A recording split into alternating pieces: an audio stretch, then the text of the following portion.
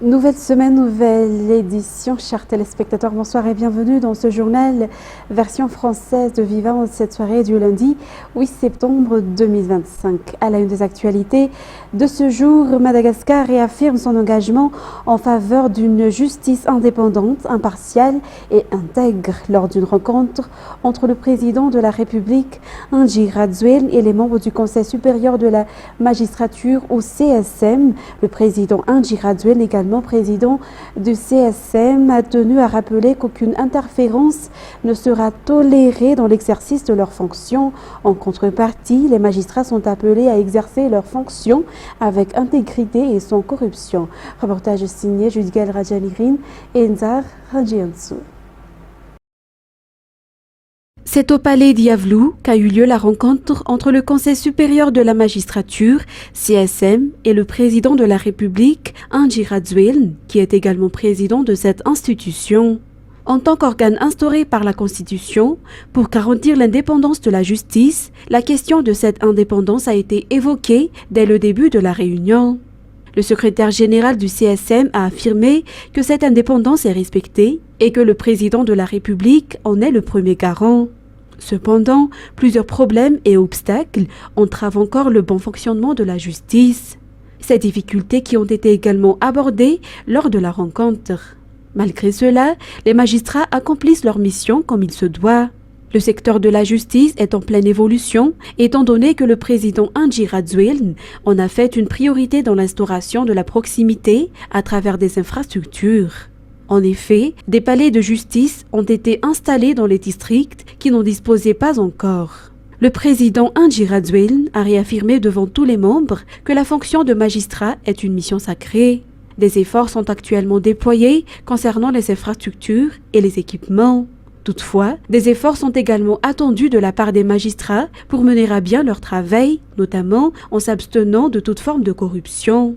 Ainsi, une reconnaissance sera accordée aux magistrats intègres et respectueux de leurs devoirs. La lutte contre la corruption, quant à elle, sera renforcée.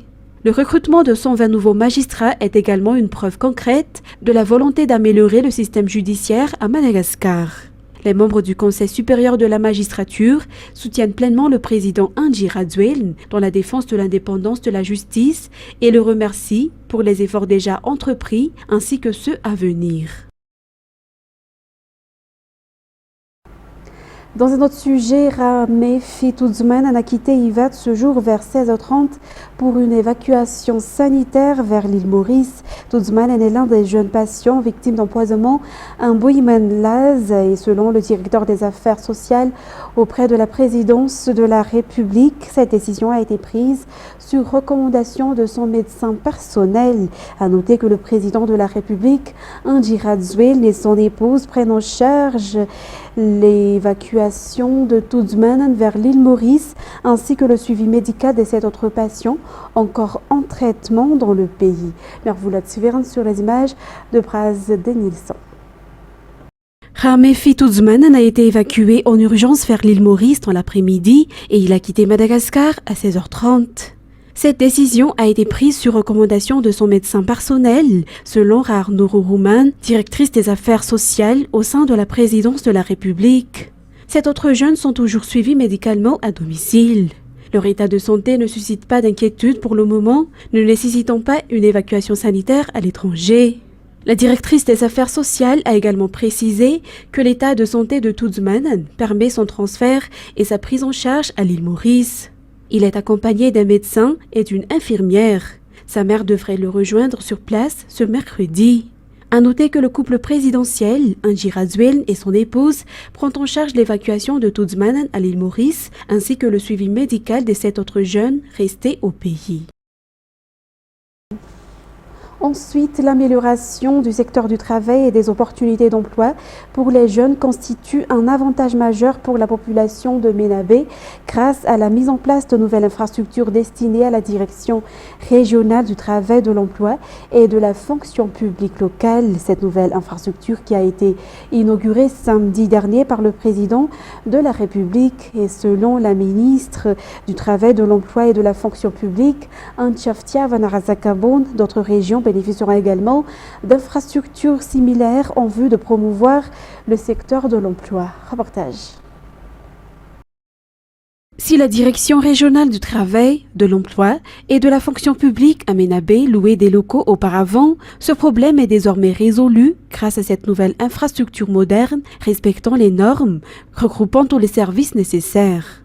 Ce bâtiment, inauguré samedi par le président de la République, permettra de mieux coordonner les services publics en lien avec les secteurs privés et publics.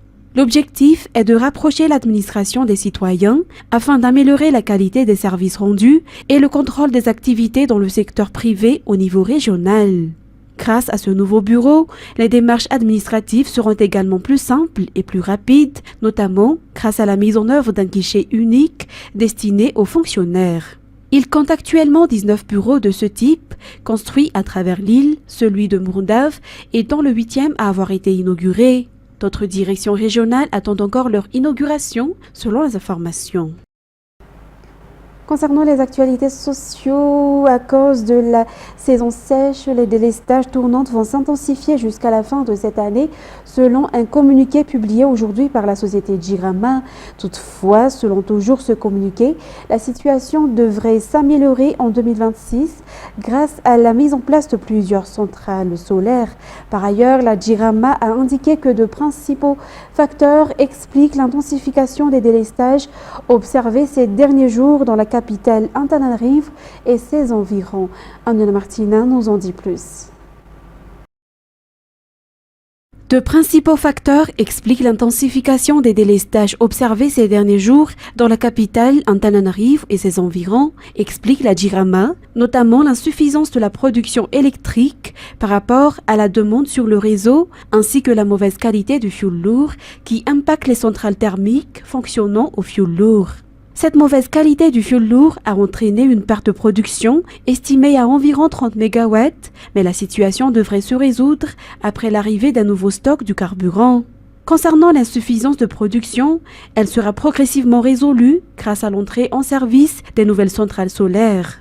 Parmi les projets cités par la Jirama figurent Ivat avec 100 MW, Murumanga Filatex 40 MW, Muramanga GSU 50 MW, Impangabé 11,5 MW, Ambatumira Avav production de 1,5 MW, Imirtiatusk production de 10 MW et Ilaf 7 MW.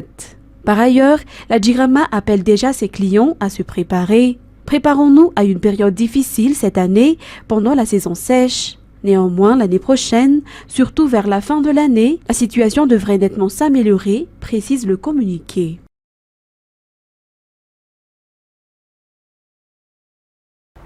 Dans un tout autre sujet, le tournoi de foot à 7 organisé par Viva, connu sous le nom de Viva Football Inter-Entreprise, est officiellement entré dans la phase des 8e de finale hier avec la participation aussi bien d'équipes déjà habituées à cette compétition que de nouvelles formations qui ont réussi à se qualifier.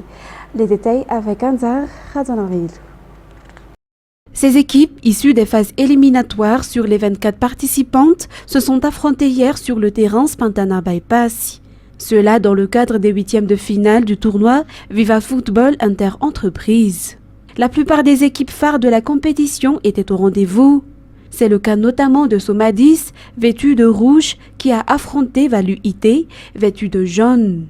Déjà demi-finaliste l'an passé, Somadis a su confirmer son statut en s'imposant sur le score net de 2-0, ses 2 buts inscrits dès la première mi-temps. Parmi les équipes de renom figurait également Tuklin qui a affronté l'équipe de Carrefour dans ce 8e de finale. Le score final a été de 2-0 en faveur de Tuklin qui accède donc au quart de finale. Voici donc les autres résultats des 8e de finale disputés hier. Futur Textile et Mada Solutions Plus 6-2, Cred 0 et 1 Ingenosia, Rapid Service avec 3 buts et 1 but EasyNetcom, Compact Expert Investmada et Solarma sur le score de 3-0, Someto et Eri Madagascar 1-0, Taxi Agréé Aéroport Ivat et AFS sur le score de 4-3. Place maintenant aux actualités internationales. En Israël, une station d'autobus a été visée par balle par deux assaillants qui ont été immédiatement neutralisés par deux personnes présentes sur les lieux de l'attaque. Reportage sur les images de France 24.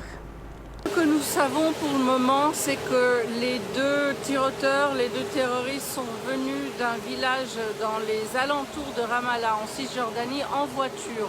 Nous ne savons pas encore s'ils ont été conduits ou s'ils ont conduit eux-mêmes, mais ils sont arrivés à un arrêt de bus justement à Jérusalem-Ouest, tout près de la station centrale de bus de Jérusalem, évidemment très densément populée un lundi matin.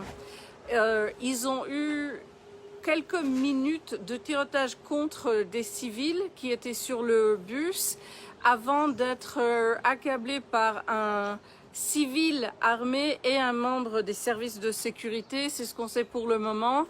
Il y a une grande préoccupation ici à Jérusalem que c'était en fait les embouteillages du lundi matin qui les ont permis de tirer pendant de longues minutes et qui n'ont pas permis justement aux services d'urgence d'arriver vers eux, ni la police évidemment. Ensuite, en Ukraine, des frappes russes ont touché le siège du gouvernement ukrainien dans la nuit de samedi 6 à dimanche 7 septembre. Les attaques qui ont été meurtrières. France 24. Sur ces images, la première ministre ukrainienne se filme à l'intérieur du siège du gouvernement, pris pour cible par la Russie ce dimanche. Si aucun blessé n'est à déplorer, selon elle, le message envoyé par Vladimir Poutine est limpide. Tout porte à croire que la Russie n'est pas prête à négocier et ne recherche pas la paix. C'est pourquoi nous lançons un appel à nos partenaires, aidez-nous à fermer le ciel. Sur les 810 drones envoyés par la Russie, une soixantaine n'ont pu être interceptés et ont atteint leur cible, tout comme 9 des 13 missiles lancés. Pour Volodymyr Zelensky, ces attaques sont un crime délibéré et une prolongation de la guerre.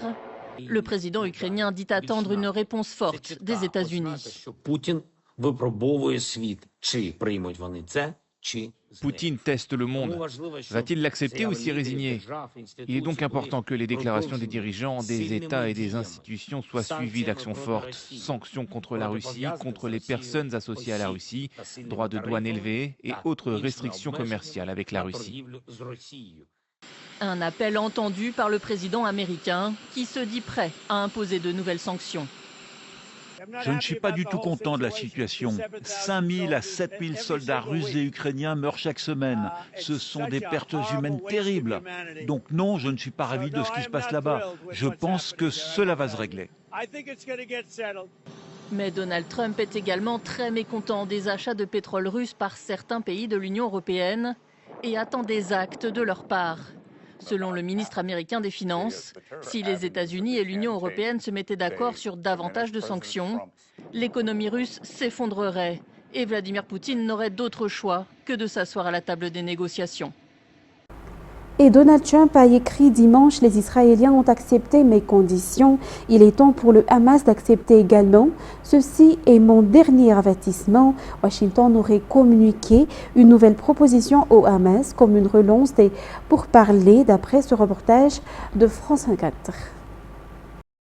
Donald Trump a publié un message affirmant qu'Israël a accepté, je cite, ces termes pour un accord. Au passage, le président américain a adressé, je cite, une dernière mise en garde au Hamas, vous l'avez rappelé, pour qu'il accepte une proposition de cessez-le-feu adossée à la libération des otages. La Maison-Blanche a parallèlement fait passer un nouveau projet au Hamas, donc via un canal indirect présenté comme une relance des pourparlers en quelque sorte. Le Hamas dit avoir reçu les idées américaines et se dit prêt à négocier selon nos sources au département d'État, tandis qu'Israël évoque plutôt un examen sérieux de la proposition. Alors pour le contenu maintenant, et à titre purement indicatif, puisque Donald Trump ne s'est pas répandu en détail, le schéma discuté pourrait être le suivant: libération des 48 otages dès le premier jour de trêve contre la libération d'un nombre indéterminé de prisonniers palestiniens et l'ouverture de négociations pour mettre fin à la guerre, tout simplement. Précisons quand même que ce chiffre de 48 48 otages n'inclut plus qu'une vingtaine d'otages vivants, tout au plus. Mais disons-le clairement, en l'état actuel des choses et au regard des dernières déclarations du président américain sur l'avenir de l'enclave palestinienne, on voit mal comment un accord pourrait être compatible avec ce projet de Riviera du Moyen-Orient dont on parle beaucoup en ce moment ici et qui se traduirait, comme on le sait, par le déplacement de la quasi-totalité de la population de Gaza en dehors de l'enclave. Mesdames et messieurs, c'est ainsi que prend fin cette édition. Nous vous remercions de votre fidélité et rendez-vous demain pour de nouvelles actualités. Au revoir à tous.